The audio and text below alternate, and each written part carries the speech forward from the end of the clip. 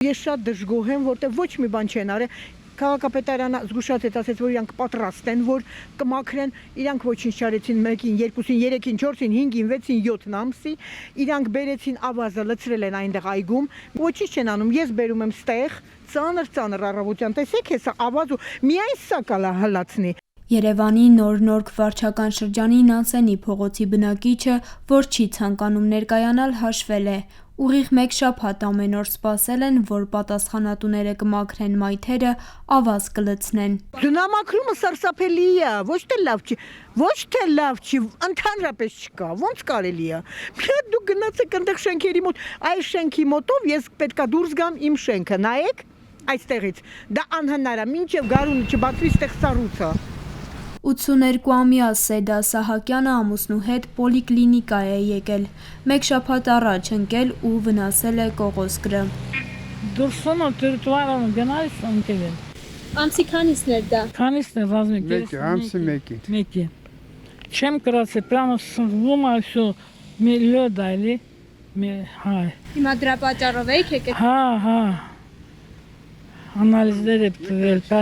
Ռենտգեն բաներ։ Նորք-Մարաշ վարչական շրջանի բնակիչ Գայանե Աթանյանը, թեև չի քայլել ձյունապատ լեռներում, կարծում է իրենց թաղամասում կուտակված ձյունը իրեն գրեթե նույն դժվարությունն ու ադրենալինն է տալիս։ Գրեթե պատկերացեք ամսի 1-ին մաքրված չէր ոչ մի փողոց, հետո մաքրեցին միայն այնքան հատված, որ մեքենա անցնի։ Հետիոտների համար խայտառակությունն է, ոնց որ հիմալայների վրայով քայլենք, տարբեր բարձրությունների վրա։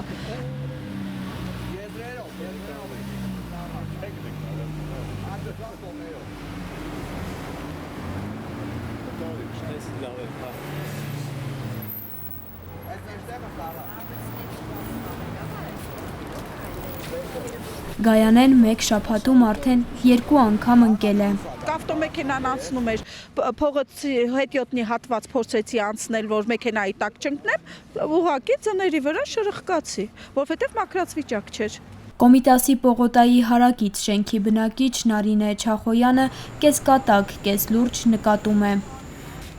Կեսատպրատ, կեսը որտեղ որ հարավային կողմն է, արևը լավ մաքրում է, հյուսիսային կողմերը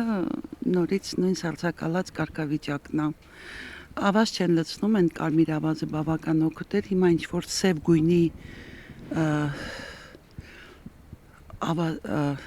ասֆալտանյութ է, ինչա, որը շատ վատ է, էլի անգամ մինչև տները բերում է այդ կեղտը,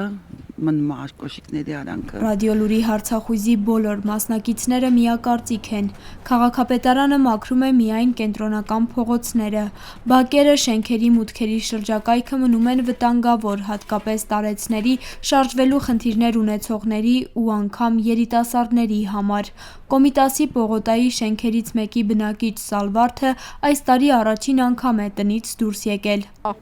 Հա, սառույցա ոտքերի տակ, չգիտես ոնց գրաս, որ ասենք տեղ հասնես բարեհաջող։ Երևանի քաղաքապետ Տիգրան Ավինյանը տարեվերջյան ամփոփիչ ասուլիսին անդրադառնալով մայթերի մաքրմանը ընդգծել էր, որ դրա պատասխանատուն նաև համատիրություններն ու տնտեսվարողներն են։ Եվս մեկ անգամ հիշեցնել մեր բոլոր գործընկերներին, բոլոր կրպակներին, խանութներին, մասնավոր գործընկերներին, ովքեր որ ունեն դիմային հատվածում հանրային տարածքներ, իրենք ունեն պարտավորություն այս աշխատանքներում մեզ աջակցելու, ոչ միայն մեզ աջակցելու, դա ուղիղ իրենց պարտականությունն է։ Երևանի բնակիչ Սալվարդի կարծիքով վերջին հաշվով կարևոր չէ, թե ով է պատասխանատու սառցապատ մայթերը մաքրելու համար։ Քաղաքապետարանն համատիրությունն է, թե թաղապետարանը ամեն դեպքում ոչ մեկը չի մաքրում, բարձի թող արված բակերը,